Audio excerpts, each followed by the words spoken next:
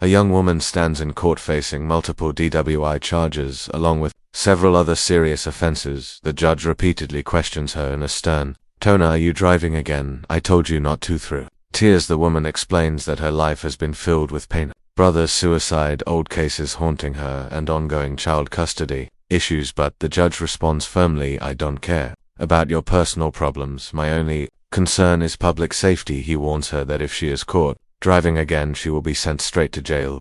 The judge then rules. My concern here is public safety. I don't care about your baby. I don't care about your grandmother. I don't care about your husband. I don't give a rat's ass about anything about that. But with you, DWI, FSGI, retaliation, DWI, assault of a public servant. That's why I have my eye on you. Only time will tell. You can shed as many tears as you want, but the real test is, what are you going to be doing when you're faced with the dilemma, when you're out there at a bar? Are you going to get in a car again, even if it's 15 years away? It's not her stepmother, is a stepmother of her son.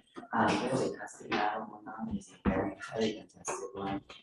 So it doesn't surprise me that she is reaching out saying this. And then unless there is something else that you have substantiating this, Your Honor, this is just throwing mud. As far as I'm concerned, they're trying to take her son out of state, which is a pretty big deal. And My only concern is that if, in fact, she is driving, come up, Miss Velma.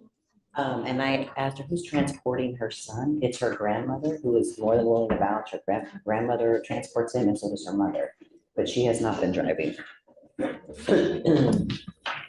want you to read that letter. And it is the same individual that has been. I don't care. My only concern is if she's driving, so help me.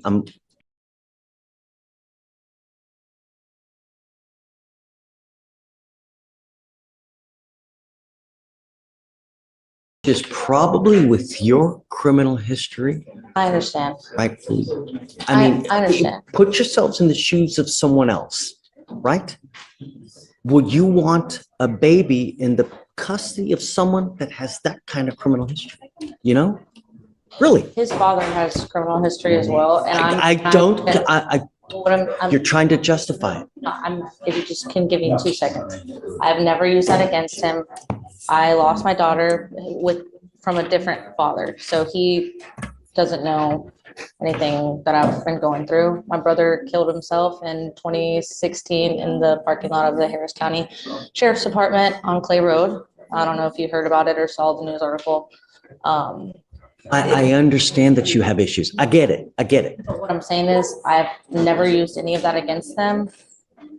I've been very amicable with them. We're having two different conversations. We're having two different, like, what I'm trying to impart to you is that you're talking about custody, right?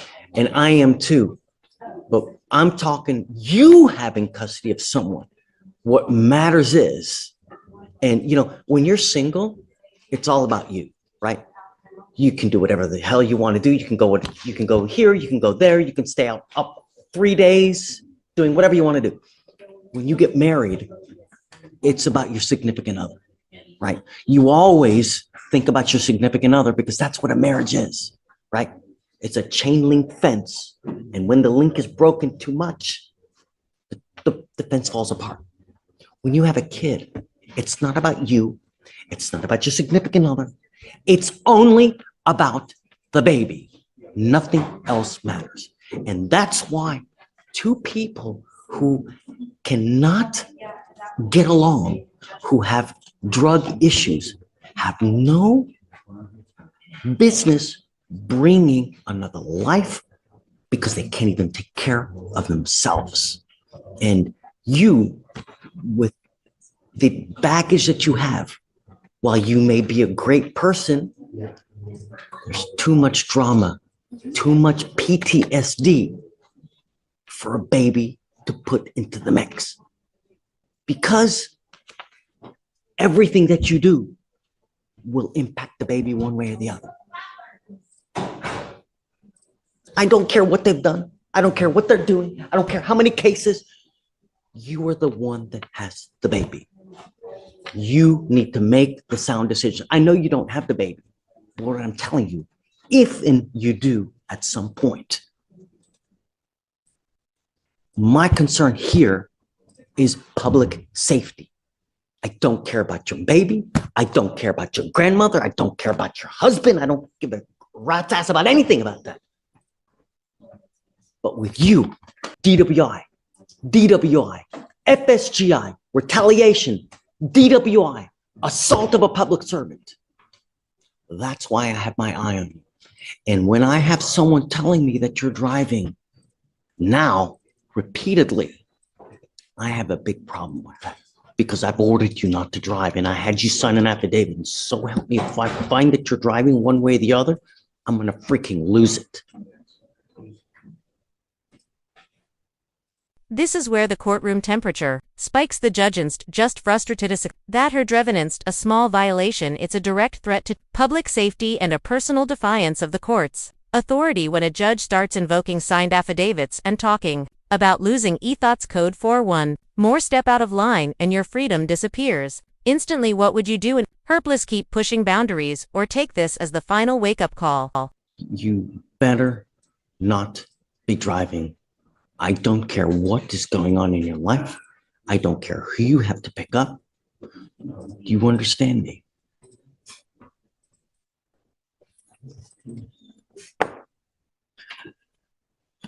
Tell me, has she done the AANA that she was supposed to do? Yes, Your Honor.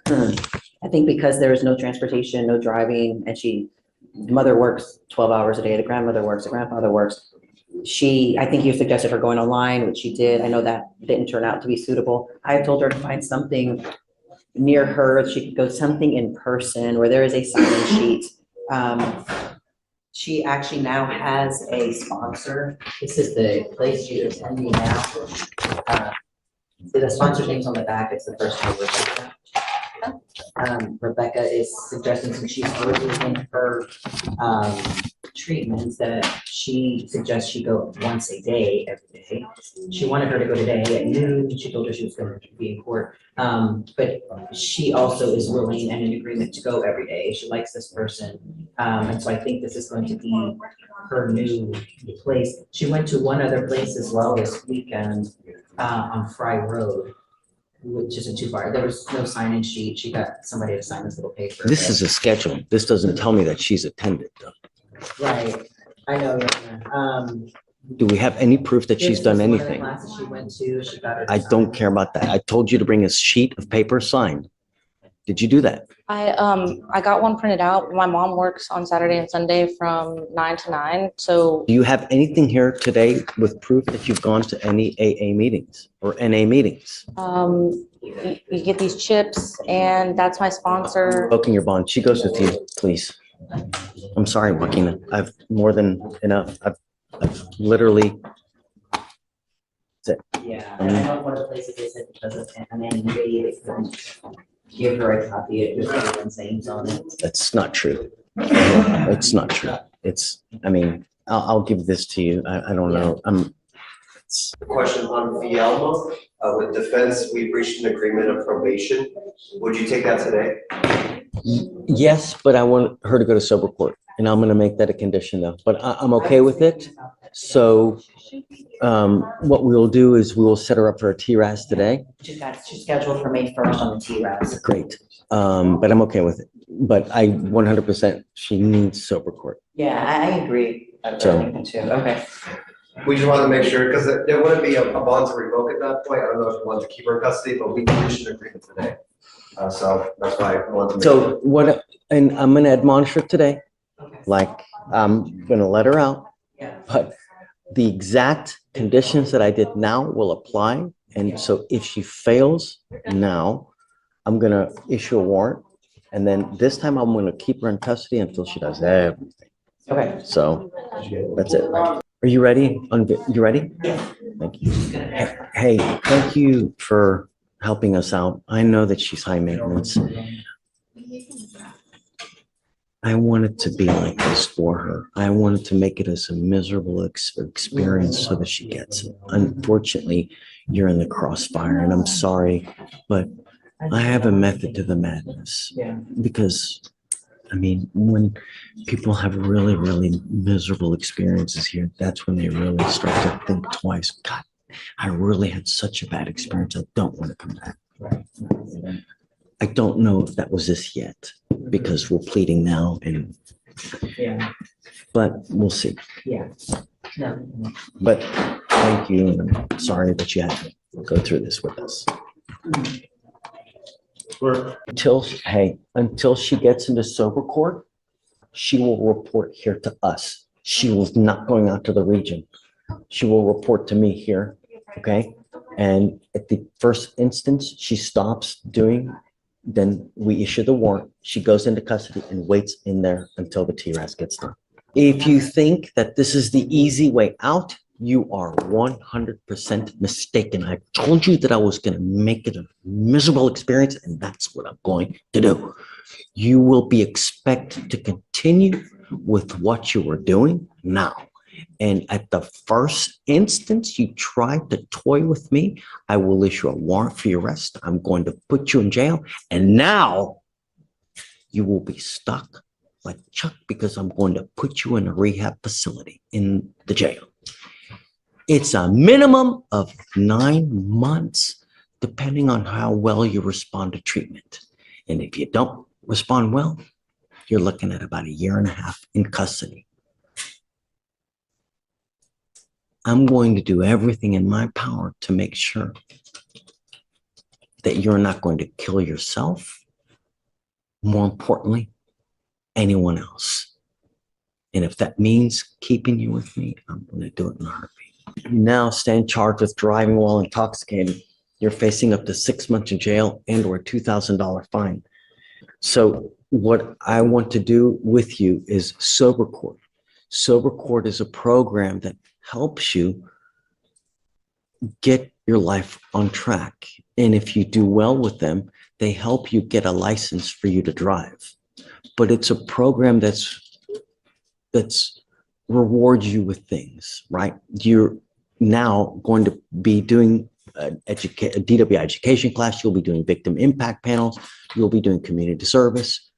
Depending on how well you do with them, they reward you. The rewards are that they will take away your community service and they will help you get a license. In fact, they will pay for you to get a license and a occupational, which is expensive. It's not cheap, but they will reward you with these things to help you pay for these things if you do well with them. That means attending, showing up, and not doing what you say you're going to do when in fact you're not doing it. You have to provide proof.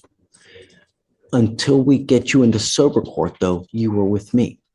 And if you try to play this game with me, I will put you in lockup until we get you into Sober Court. Do you understand? I'm not going to play this game with you. I want proof of what you're supposed to be doing. As part of this agreement, you will be doing a DWI repeat offender education class, 2 victim impact panels, a 4-hour anger management class, a TRAS, no alcohol, no drugs, guardian interlock, and random testing. You will also be doing the AA as well. Do you understand?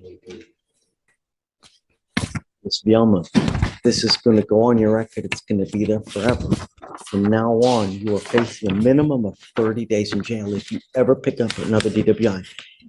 And actually, it's a second. So from now on, if you ever pick up another DWI, you'll be facing a 3rd-degree felony, 2 to 10 in the penitentiary. Some people only learn by going to prison. Is that going to be you? I don't know. What matters is, what are you going to be thinking in 20 years? Not now. Time heals all wounds. In 5 years, you're going to forget about this. How do you plead to the offense, man? You're giving up the right to a trial, right to compel witnesses to testify on your behalf, confront and cross-examine your accusers. If you're not a citizen, there are possible immigration consequences. You can be deported, excluded from the country, denied naturalization under federal law. You give up the right to appeal. I was telling Miss Rodriguez here that the idea is to make your experience so miserable that you think twice. I don't know if we're here. Yeah, I don't know if we're there yet, here with you.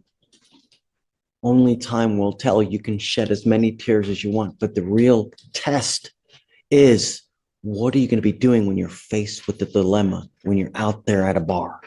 Are you going to get in a car again, even if it's 15 years away? How do you plead to the offense, man? I will find you guilty. I will follow the agreement. So I still want her coming here with us, proving to us that she's doing AA, taking drug tests. How often do you want her to do it? 3 times a week. And then the drug test will continue. Did you get a date for sober for the TRAS? Yes, it's gonna be on the 19th.